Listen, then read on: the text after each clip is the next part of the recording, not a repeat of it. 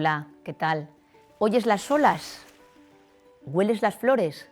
Quédate con el faro de Hopper porque ella se está acercando a la costa. La mitología, esas historias maravillosas que utilizaban los antiguos para explicar con emoción el mundo que les rodeaba, ha sido una gran inspiración para los artistas. Desde tiempos antiguos, incluso hasta artistas contemporáneos, han mojado los pinceles en Zeus, Apolo, Cronos y Marte. Hoy nos acompaña en su obra favorita una invitada muy especial, una persona cuyo carácter y cuyo trabajo admiramos y que además sigue esta estela de la mitología.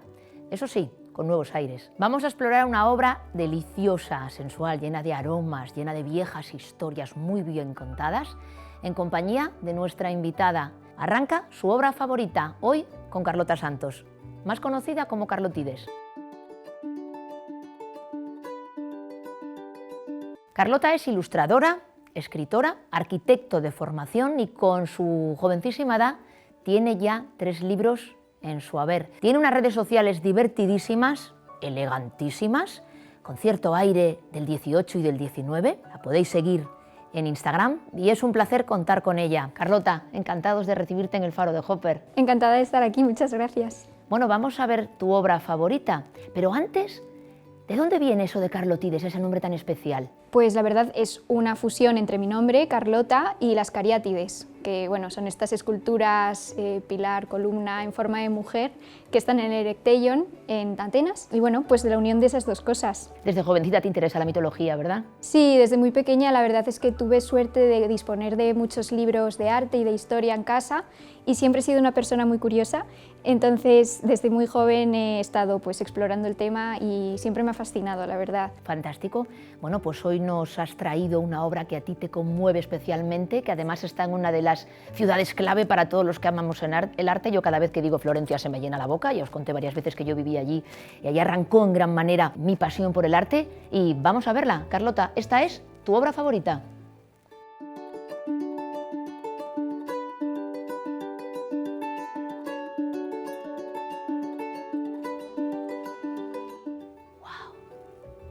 El nacimiento de Venus, de Sandro Botticelli. Se sabe que Sandro Botticelli acababa de volver de Roma, a su Florencia. Él había estado pintando en la Capilla Sistina, porque además de Miguel Ángel, allí trabajan otros artistas, como el Perugino, como Domenico Ghirlandaio y el propio Sandro Botticelli. Vuelve a Florencia, como os decía, en 1485, y él ya tenía allí un próspero taller, más o menos desde 1470, y aborda esta obra que es enorme, esta obra monumental que está en la Galería de los Uffizi. ¿Es un capricho del pintor, siguiendo esa moda del neoplatonismo de las escenas mitológicas, o es un encargo? Bueno, en este caso es un encargo, luego veremos que aquí falta algo. Es un encargo de Pier Francesco Medici, un primo de Lorenzo de Medici. Pier Francesco pertenecía a lo que se llamaba la rama cadete de los Medici y durante muchos años, así lo documenta Giorgio Vasari en su libro Las vidas sobre artistas del Renacimiento, el nacimiento de Venus estuvo decorando Villa di Castello, precisamente de Pier Francesco Medici. Es una obra grande, aérea, está el mar, está la atmósfera, está la figura de Venus. Carlota, ¿cómo fue tu primera vez con esta obra en Florencia? Cuéntanos. Es la primera obra que sí que es verdad que ya en la adolescencia elegí como mi obra favorita, y aunque ha habido otras obras que he ido incorporando como a esa serie de obras que me interesan o que me gustan, es verdad que el nacimiento de Venus para mí es muy especial porque me lleva gustando muchos años y me inspira mucho. Es esa obra que aunque tú vayas cambiando y vayan entrando nuevas obras en tu vida, ella siempre está, sí, ¿verdad? Eso es. ¿Qué te llama especialmente la atención de la estética? Porque os comento que es curiosa la elección. Sandro Botticelli elige un canvas, un lienzo, se está adelantando al uso de la tela en lugar de la tabla, que luego trabajarían los venecianos del siglo XVI. Entonces está utilizando temple sobre tela y da este aspecto como arenoso, ¿verdad? ¿Qué te gusta plásticamente de la obra? Lo primero, la gama cromática, me encanta, y también el nivel de detalle, que solo pude apreciar más cuando la vi en persona, aunque bueno, siempre he sido bastante consciente de que era una obra como muy detallada, y me interesa mucho, por ejemplo, una parte de la obra que son simplemente las flores, ¿no? Que es el detalle de las flores, tanto de las que están como, digamos, así un poco en el aire, por decirlo así, como las que hay en el suelo y en las hierbas y todo, pues me gusta mucho porque yo en mi obra, sin tener nada que ver, como que sí que intento llevar un nivel de detalle como parecido, y siempre me ha interesado mucho eso de la Venus.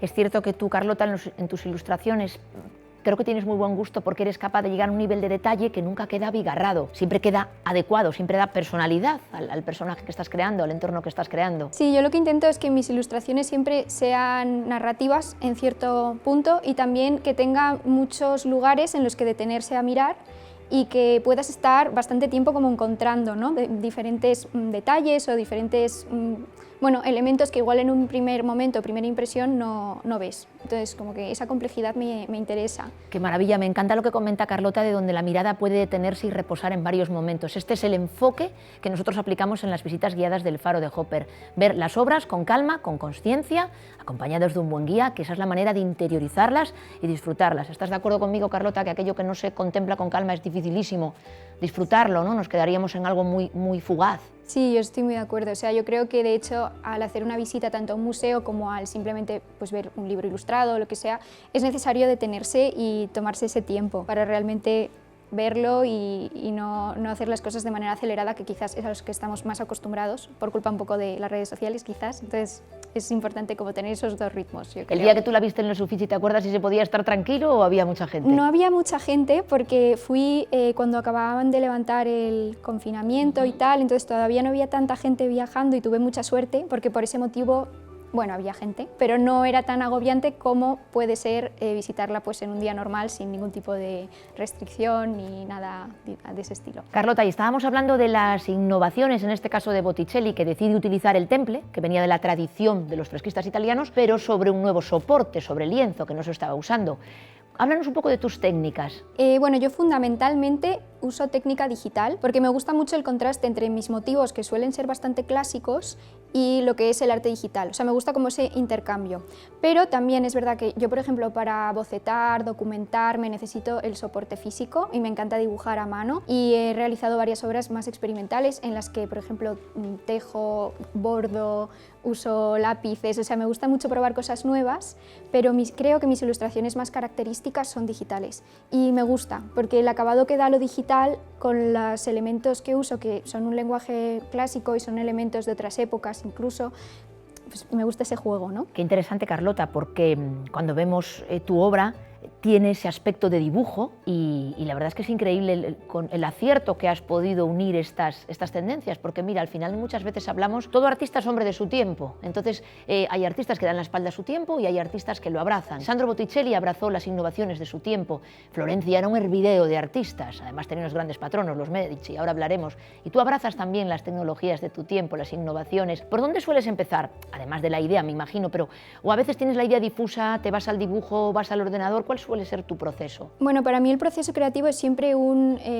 avanzar y retroceder. Entonces, para mí es fundamental, aunque no esté trabajando en un proyecto en concreto, llevar un diario de lo que voy observando, de lo que llama mi atención, de las referencias que voy viendo y me interesan. Entonces, el primer paso sería precisamente mantener esa mentalidad abierta y ir con ese cuaderno de apuntes siempre que viajo o incluso cuando pues, cojo el metro o cualquier cosa y ir tomando ideas. Y una vez que ya surge un proyecto es cuando puedes recurrir a ese archivo tuyo que tienes de referencias, de temas que te interesan, de obras antiguas o modernas que te han inspirado y puedes empezar como a unir todo para que salga algo nuevo. No sé si me explico. Sí, sí, perfectamente. A ti te gusta mucho el cine, que lo vemos en Instagram, que a veces haces posts muy entretenidos sobre las películas que te gustan. Sabemos que Sandro Botticelli se estaba basando en obra clásica, sobre todo en tema que tenía que ver con mitología.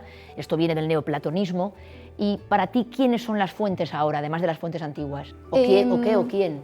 Bueno, yo la verdad tiendo a fijarme en fuentes antiguas más bien y reinterpretarlas o revisarlas. Entonces hay muchos artistas que me interesan hoy en día, pero intento como sobre todo recurrir a lo clásico a la hora de inspirarme para, no sé, me siento más cómoda así y sí que es verdad que mezclo muchas influencias de diferentes artes, o sea, puede ser desde música, puede ser incluso vestuario de cine o de teatro, que me interesa mucho, por ejemplo, algunas series históricas que tienen un vestuario muy interesante, como The Great, por ejemplo, que la he visto hace poco, y me inspira mucho porque mis personajes suelen ir ataviados de una manera que hace referencia a otros tiempos y me gusta mucho y estoy muy pendiente, por ejemplo, de eso, de cómo en el cine o en las series reinterpretan el vestuario de época de maneras normalmente que no se corresponden exactamente con cómo eran en su tiempo, pero sí cómo se reinterpreta y en ese sentido la moda también, como diseñadores como Simón Rocha me inspiran mucho. O sea que intento mirar como disciplinas que no sean exactamente la mía, que estén haciendo temas o que estén tratando una sensibilidad parecida a la mía en otros ámbitos. Carlota, si tenemos que explicar qué está pasando aquí, Venus estaría llegando a la costa, ¿verdad? Montada en la concha. Ya, la verdad es que es un momento emotivo porque esta mujer, que va esta diosa, que es una idea en realidad, va a ser la idea del amor, de la fertilidad, de la pasión, de la belleza, por supuesto, se acerca a la costa y la están recibiendo. Cuéntanos un poco de estos personajes que la reciben, que ya la estaban esperando como nosotros. Bueno, pues la reciben Céfiro y Cloris, el viento y la brisa que la impulsan hacia la costa, y Flora con un manto de rosas. Con un manto precioso que además da la sensación que huele. Vamos a hacer una cosa de estas maravillas que pasan en Faro Hopper.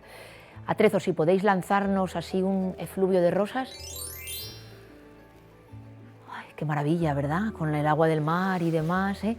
Fantástico. Es curioso porque en este sentido Botticelli, en el lado de aquí de Flora del paisaje, hace como un paisaje un poquito esquemático, ¿verdad? Como si fuese un paisaje moderno, con una especie de árboles de frutas muy simplificados, y luego la figura de Venus, sabemos quién es, que ahora lo veremos, pero no es muy naturalista, ¿verdad? Claro, yo creo que muestra un ideal más que una figura natural, y eso es lo interesante, creo, en esta obra, que la figura está elongada y sobre todo eso, que representa un ideal de belleza, que eso es algo muy típico del Renacimiento. Con ese pelo al viento, además, ¿verdad?, que parece que nos envuelve. Las obras de arte, las antiguas sobre todo, pero también las contemporáneas, además de la parte plástica, están sustentadas o quieren mostrarnos unos valores que tienen que ver con el pintor. En aquel momento Sandro Botticelli se había adherido a la corriente del neoplatonismo.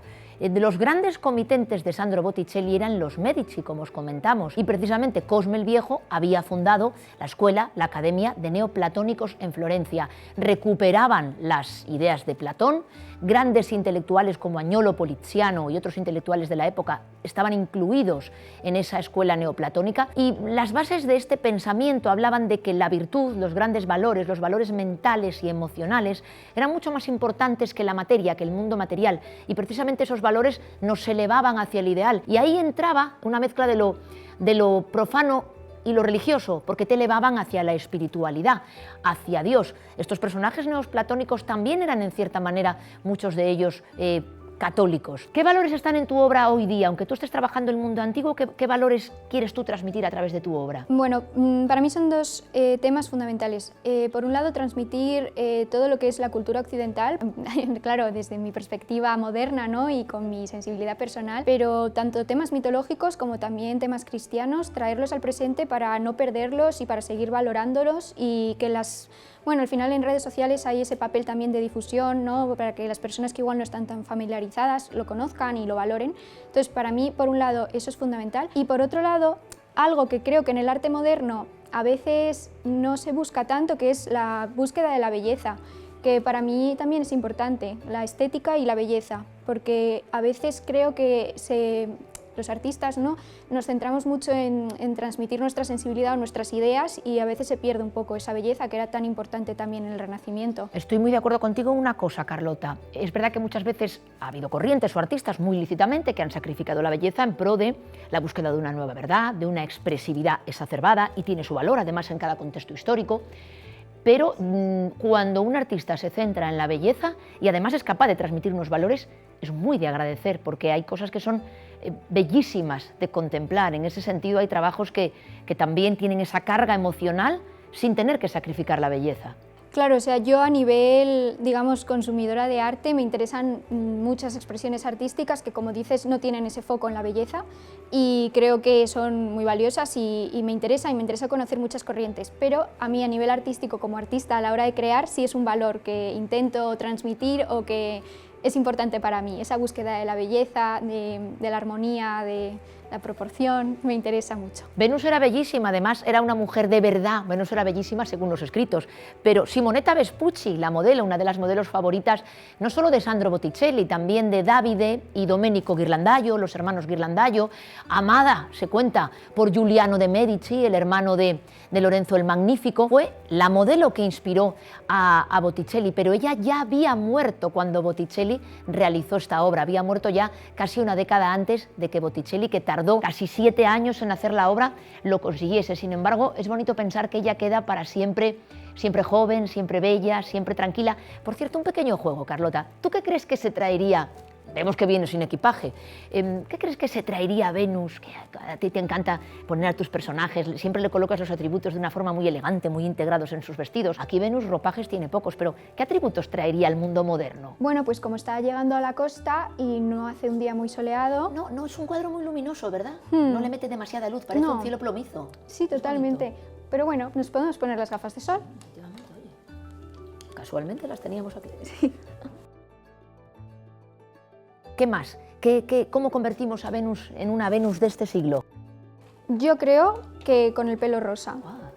Me parece que teñirse el pelo de rosa es como algo muy femenino y que muestra muy bien el carácter de Venus, que aunque sea una diosa y es fabulosa, estupenda y bella, también tiene un punto como caprichoso, emocional, y creo que teñirse el pelo de rosa es como algo muy femenino y muy de esa etapa como en la que estás un poco caos, y Venus es un poco caos a veces. Esperemos que tenga presupuesto, porque estos pelos teñidos tan fantasiosos hay que ir bastante a la peluquería y cuidárselos Sí, hay bien que mantenerlos para bien. que luzcan, ¿verdad? Sí. Hay que meterle capital. Bueno, digamos que Venus viene financiada por los Medici y no creo que haya problema con la peluquería. Por cierto, Carlota, bueno, sabemos que lo hemos hablado además fuera de cámara, sabemos que en aquel momento el mecenazgo funcionaba a través de las grandes familias. Los Medici para mí siempre es un ejemplo muy seductor porque pasan de prestamistas, de banqueros, a casi una familia real, ¿verdad? En aquel momento, ya os digo, Giuliano de Medici, Pier Francesco de Medici, detrás siempre subyacía el capital y las ideas y el buen gusto de Lorenzo el Magnífico. ¿Quiénes serían hoy los Medici? ¿Que una entidad o las propias redes? ¿Quién crees tú hoy que, además de los convencionales, serían los Medici, los grandes promotores del arte contemporáneo? Pues creo que es una pregunta muy interesante, porque por un lado seguimos teniendo esa parte convencional del mundo del arte que comentas, los coleccionistas, las galerías, pero por otra parte con las redes sociales ha llegado la posibilidad de tener pues un público que al final también apoya lo que haces, en cierta parte son como mecenas, ¿no? Bien porque compran tu libro o bien simplemente porque te siguen y te dan un like, pero al fin de cuentas están apoyándote. Y además yo creo que en eso nos comprendemos bien, siempre a los que estamos a este lado, que tenemos esta vocación también de estar cerca de vosotros, a veces nos da la sensación de que estamos un poco solos y luego te llevas una alegría cuando pues, desde fuera se valora el trabajo y bueno, la gente lo disfruta, la gente lo comparte, la gente lo comenta. Lejos de la banalidad, no es un tema de banalidad ni número de seguidores, es saber que lo que hacemos sirve, ¿verdad? Lo que ¿verdad? haces gusta y llega, sí, totalmente. Para mí es muy significativo cuando yo comparto lo que hago, mis ilustraciones o mi trabajo y tengo como ese feedback, digamos, ese interés de vuelta por mis seguidores que me escriben o me hablan sobre que les ha llegado y les ha gustado, es muy bonito y me encanta eso de las redes sociales. La Florencia de Botticelli, esa Florencia del 480, estaba bueno, maravillosamente llena de artistas. Era un momento complicado porque la competición debía ser grande. Ghirlandaio, Donatello, Rafael, Botticelli, en fin, Florencia, dentro de las ciudades-estado italianas, fue la gran potencia artística con el patronato de los Medici. Y precisamente los Medici tenían el Jardín de San Marcos donde muchos artistas aprendían. Allí estuvo muy jovencito Miguel Ángel Buonarroti. Carlota, al margen de tu formación como arquitecto, que obviamente eso te da unas tablas con las proporciones, el dibujo y demás, ¿cuáles han sido tus fuentes, tus mentores, aunque no sean personas físicas? Elementos que te han inspirado. Bueno, para empezar, yo siempre he dibujado mucho desde muy pequeña. La verdad es que no recuerdo un solo día sin dibujar y en esa búsqueda y en ese también interés por la historia del arte, pues al final he ido encontrando elementos que sí que me han interesado y creo que he influido. Por ejemplo, en la adolescencia estuve muy obsesionada casi con los figurines de moda de los años 20 y creo que eso es algo que bueno, replicaba muchos porque me interesaba mucho, me gustaba y en ese momento pues lo que hacía era básicamente copiarlos y creo que eso sigue notándose en mi estilo de dibujo porque esa línea tan fina y esos colores tan planos es algo que sigue estando en mi arte.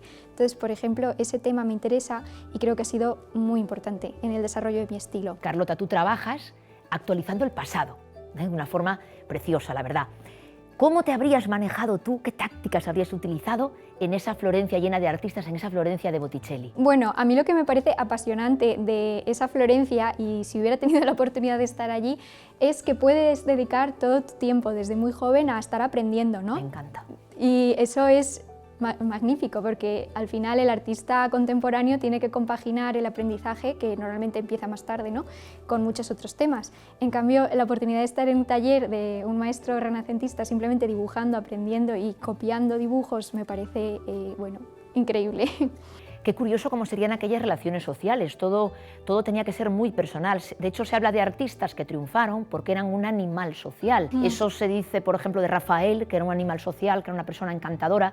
Sin embargo, el carácter de Miguel Ángel, en cierta manera, no le ayudaba a tener esas relaciones sociales. Y hoy trabajamos como en dos direcciones, ¿verdad? Hablábamos antes que tú conectas con tu público, casi siempre desde dentro de las redes. A nosotros nos pasa, muchas veces el primer contacto con las personas que aman el arte es a través de las redes y luego ya tenemos esa interacción en el museo. Respecto a tu último libro, ¿cómo te has quedado satisfecha? ¿Cómo va la cosa? Cuéntanos. Bueno, la verdad es que sí, es de los libros que he hecho el que cuando lo terminé, porque como todos, creo que soy un poco crítica conmigo misma y con mi trabajo, pero la verdad es que es el que más satisfecha estoy del resultado. Fue un proceso bastante largo, estuve trabajando en él 2 años y pico. Y que lo has escrito además. Sí, lo he escrito y lo he ilustrado y sobre todo me llevó mucho tiempo el tema de la documentación. Intenté leerme a clásicos que tenía pendientes y el tema de organizar la información de una manera que sea asequible, pero también rigurosa y que tenga profundidad, no quedarnos solo en lo anecdótico o en lo más evidente. Entonces, creo que quedó un libro, pues no sé, como visualmente atractivo, espero, y con esa intención siempre de dar a conocer un tema que a mí me ha influido mucho en mi obra y personalmente, que es la mitología. El libro es precioso y es muy fluido y además tiene un aire delicado, con esa mirada que tienes tú, que paras un poquito el tiempo. Nosotros no nos podemos salir del tiempo en el que estamos, todos somos hombres de nuestro tiempo. Las cosas tienden a ir rápido, pero tenemos la capacidad, sobre todo, de elegir qué hacer, ¿no? Y de elegir a qué queremos prestar atención. Pues fíjate que esto en Florencia llegó un momento que se rompió este magnífico equilibrio. No todo fue tan idílico porque a partir de 1494, de la expulsión de los Medici por parte de los franceses de Florencia, llega un momento bastante turbio, bastante terrorífico en lo que al arte se refiere. El predicador radical iconoclasta Savonarola toma el control de Florencia y Botticelli, en cierta manera, no lo vamos a juzgar, no sabemos si por convencimiento, si por miedo, si por necesidad de seguir manteniendo su estatus, se adhiere a estas corrientes de Savonarola que, ya os digo, aparte de criticar duramente el modo de mecenazgo anterior y de gestión de la ciudad que habían llevado a cabo los Medici, prohíben ciertas obras de arte. Así que es curioso cómo cuando vuelven los Medici a Florencia y vuelve ese ambiente que Botticelli había amado, Botticelli ya había fallecido. Carlota, si tenemos que seguir acercando a Venus, además de a la costa, a nuestra costa, la costa moderna, al mundo de hoy día, ¿qué elementos que tengan que ver con esta forma de mostrar el mundo consumimos hoy? ¿En qué se parece a nuestro mundo de hoy? Yo veo claramente las cabeceras de algunas series, por ejemplo la de White Lotus. Es muy bonita. O la Casa del Dragón, incluso, que es un tapiz con elementos también así como muy florales y creo que tienen relación. Y la fotografía de moda, de editorial, también veo relación con esta obra. Sobre todo, ¿tú te acuerdas las míticas portadas de Harper's Bazaar, que era especialmente estupenda en fotografía, que tenían un poco el tamiz Botticelli? Siempre eran unos colores, como te diría, sin brillo, muy matizados, a diferencia de otras cabeceras. Por ejemplo, Vogue apostaba mucho por contrastes, por brillos, cada una tenía su sello. Eso es bonito, ¿verdad? Sí, creo que sí que veo esos elementos en común. Y, por ejemplo, hay un fotógrafo de moda que se llama Tim Walker, que tiene un punto surrealista en realidad, pero sí que tiene esa vocación como muy estética y con ese tipo de colores también como muy suaves. Yo veo ahí un paralelismo. La mitología seguía influyendo en la obra de Sandro Botticelli. Las obras en las que más aparece esa huella de ese neoplatonismo que él practicó con los intelectuales de Florencia, pues está, por supuesto, en El nacimiento de Venus, Palas y el centauro, también en una obra dedicada a Venus y Marte. Marte es uno de los amantes de Venus, pero falta una, y precisamente esa obra de gran formato era La pareja en la colección de Pier Francesco de Medici. ¿Cuál nos falta, Carlota? Pues La primavera. Ahí la tenemos, La primavera. Esta es más mundana, ¿verdad? Al final nos está mostrando la llegada de una estación, de la primavera. Cada vez está oliendo más a flores aquí, qué maravilla. Y además Botticelli vuelve a hacer un cambio, vuelve un poco a la tradición y vuelve a pintar temple sobre tabla, en lugar de ese adelanto de temple sobre lienzo con el que había pintado nuestra Venus. Bueno, Carlota, ya ves que aquí en la factoría de Faro Hopper, donde todo es posible, las obras vienen, van, unos otros, nosotras estamos aquí encantadas, mira, no nos salpica ni una ola. ¿Tú dónde te la llevarías esta obra? Porque muchas veces, pues por ejemplo, vamos a un restaurante y tenemos obras, ¿no? Esto pasa mucho en Italia, de repente llegas a un restaurante italiano y tienes obras de los pintores de esa ciudad y al final todo esto de alguna manera nos acerca mucho a la pintura, tanto que incluso luego hay quien se sorprende cuando la ve en el museo.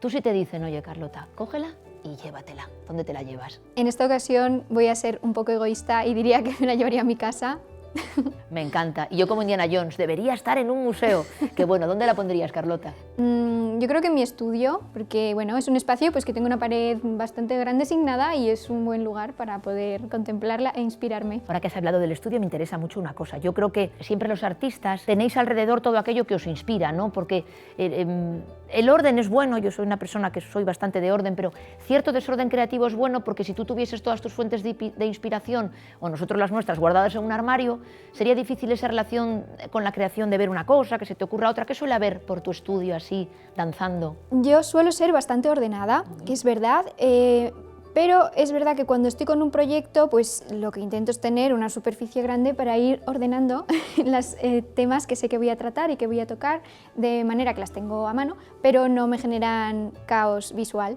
porque mi manera de trabajar es muy rápida y voy como muy rápido, y si tengo ese elemento ya extra de desorden es cuando empiezo a agobiarme un poco. Entonces, digamos que todo a mano, pero con orden. Lo suscribo, me encanta. Tú y yo podríamos trabajar en el mismo taller en un momento dado.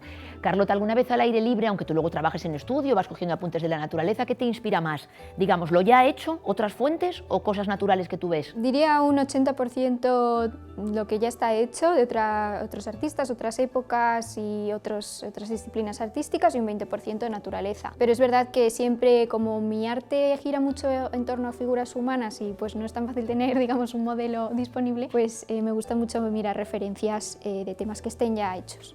Además de Botticelli, de los artistas clásicos de la época de la que tú tomas esa inspiración, 18, 19, ¿quién en este momento te está llamando la atención? ¿A quién estás recurriendo? ¿Quién está ahora en tu cabeza de estos artistas clásicos que tú retomas? Del 18 me interesa mucho la ilustración de teatro, tanto de vestuario como de escenografías, me interesa mucho ese tema, y últimamente estoy explorando mucho el tema de los manuscritos medievales, sobre todo los libros de horas. Estoy bastante obsesionada y estoy investigándolo mucho. Qué maravilla que Carlota se conceda ese tiempo de investigar los libros de horas, libros iluminados en los monasterios, con todo detalle, y ya lo dice su nombre, ese paso del tiempo, esas escenas que se van contando con muchísima riqueza cromática y lingüística. Enhorabuena por concederte ese tiempo, que hay que volver al pasado, incluso a veces muy lejos, para darte cuenta que lo que estás haciendo tiene una trascendencia también. Sí, para mí es fundamental, y me interesa mucho que al final los libros de horas cada uno es diferente porque estaban hechos para la persona en concreto, según sus gustos y según lo que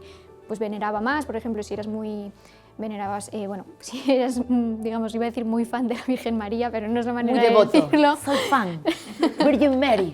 Sí, que si eras muy devoto de la Virgen, pues había más oraciones dedicadas a la Virgen, o todo ese tema me interesa. Y estoy intentando descubrir qué estructura hay, si hay alguna, dentro de los libros de horas, al margen de lo evidente, que son las diferentes horas del día y los rezos que se hacen en cada hora. Qué bueno, Carlota, porque claro, como eran comisiones muy especiales, quizá el comitente, esto a veces tenemos que analizarlo cuando vemos el arte, habría comitentes muy sibaritas que darían indicaciones de, oye, me gusta más esto, aquello te lo saltas, ¿no? Qué interesante. Claro, sí, todo ese proceso y todas esas diferencias que hay en los diferentes libros que conservamos me interesa, y estoy en proceso de investigación de momento. ¿Tú trabajas por encargo, además de los libros, que es una cosa tuya particular? Si alguien dice, pues a mí me encantaría una interpretación de esta escena hecha por Carlota, o bueno, trabajas por encargo, ilustración y demás. Sí, trabajo por encargo. De hecho, hace poco me han encargado unas ilustraciones de santas, y bueno, como que me gusta mucho hacerlo, la verdad. Es muy interesante cuando creas solo teniéndote a ti mismo y tus gustos, a cuando trabajas con un cliente con el que tiene una idea en mente, y a veces te da más libertad, a veces menos, y sí, trabajo por encargo y me gusta además. Carlota, tú tienes lo que se llama,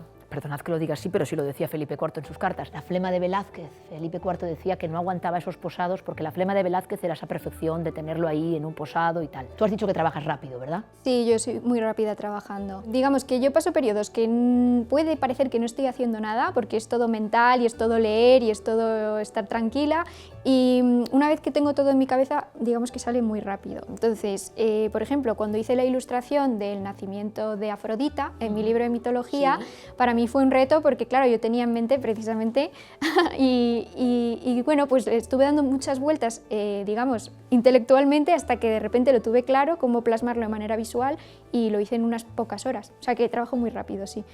Pero bueno, según cómo se mire, porque claro, trabajo rápido porque ejecuto rápido, pero lleva mucha reflexión detrás que no se ve en el papel, digamos. Yo, la verdad, aparte de los años que llevamos ya en el mundo del arte, en el Faro de Hopper venimos del mundo de la historia del arte, del periodismo, te diría que no he visto cosas bien hechas que se hagan así al vuelo. La mayoría de las cosas que para nosotros tienen valor y tienen relevancia han llevado su tiempo. Da igual que dibujes rápido y pienses más lento o viceversa. Hace falta una reflexión y hace falta aterrizarlo. Entonces esta cultura de hoy día de hizo esto y fue una genialidad, a lo mejor llevaba 3 años dándole vueltas. Sí, claro, o sea, para mí es súper importante porque creo que lo he mencionado antes, que yo nunca dejo de trabajar en el fondo porque siempre estoy atenta, siempre estoy apuntando, siempre estoy observando, al final siempre estás haciendo un trabajo. Yo nunca desconecto al 100%, creo que ningún artista desconecta al 100%, siempre tienes ese trabajo allí para que luego cuando tengas que ejecutar realmente puedas asumir ese trabajo de una manera fluida, digamos. En parte porque es una pasión. Claro, y sí, cuando sí. tienes una pasión encuentras el espacio en tu cabeza y encuentras el tiempo en tu vida. ¿Cómo recurres a los libros de horas? ¿Compras en anticuarios? ¿Acudes a archivos de coleccionistas? Esto es interesante también. Sí, pues de momento la verdad los estoy consultando de manera online a través de archivos de museos o de bibliotecas y bueno, una herramienta que es muy útil es Pinterest, porque lo bueno de Pinterest es que no es como Instagram, que ves una imagen y ya está, sino que Pinterest te referencia a las imágenes. Ajá. Entonces, por ejemplo, puedes buscar en Pinterest, ves una imagen que te interesa y normalmente ya te lleva el link de la biblioteca de alguna ciudad o museo, que ya puedes consultar todo el manuscrito, te dan información, o sea que es muy práctico. No hay que infravalorar Pinterest. No, de ninguna manera. Y además es que tuvo auge antes de otras redes que ahora están más en boga. Es decir, sí, tienes toda la razón y cada una tiene su público. Además, Sí. Fíjate que tú lo usas desde un punto de vista investigativo. Sí, total, o sea, yo mientras que comparto mi arte en Instagram y en que es más TikTok, social, que es sí. más social, Pinterest juega un papel importante en la fase de investigación y como de una manera más privada, digamos. Y hablando del mundo de arte de hoy, hay cosas que funcionan bien, otras se pueden mejorar, vamos, como en todas las épocas. Tú al mundo del arte de hoy, si quieres desde el punto de vista de la práctica, de las instituciones, del comisariado, ¿tú qué cambiarías? ¿Qué crees que podrías mejorar, que te gustaría que se mejorase, que se tratase con especial atención? Para mí sería importante que hubiera más diálogo entre las instituciones de arte como los grandes museos y artistas contemporáneos que están creando ahora mismo y ver cómo esos dos mundos se mezclan y qué sale de ahí, sería muy bonito. Y también el tema de los coleccionistas privados, pues que también mostraran interés en artistas que están o estamos haciendo ahora arte y que haya también ese interés, ¿no? Como por el coleccionista. Y además es que está claro que si tienes un gran patrimonio y sabes mucho, puedes coleccionar de maravilla.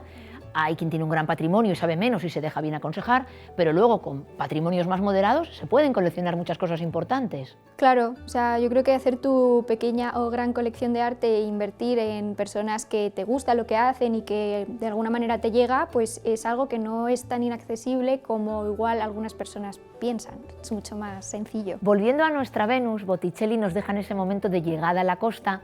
¿Qué pasaría en el capítulo siguiente, una vez que Venus pone el pie en Chipre? Ilústranos con algunas de sus fantásticas aventuras.